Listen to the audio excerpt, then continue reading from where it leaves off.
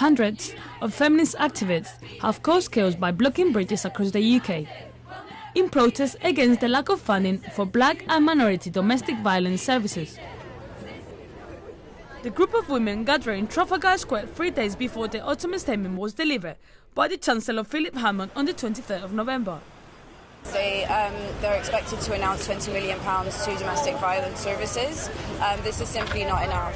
When refuges across the country are shutting down, when 4 out of 5 black and minority ethnic women are being turned away from refuges at the time where they're most likely to experience domestic homicide, when migrant survivors with no recourse to public funds are being told that they either have to stay in a violent relationship or face homelessness, deportation or death, 20 million is a drop in the ocean for these services, and we're here to demand more.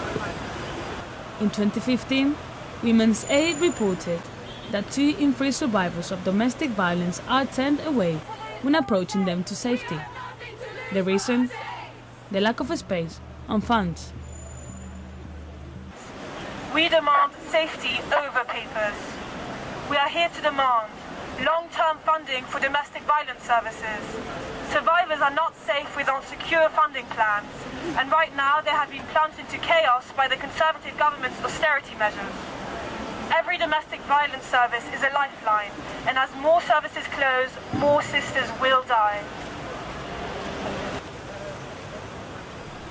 They marched to Waterloo Bridge, where they sat down for over an hour, not letting the traffic move forward.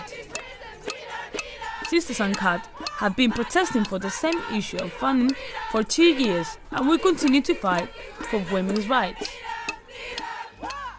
The protest is over and Trafalgar Square has returned to just being full of patrons and tourists.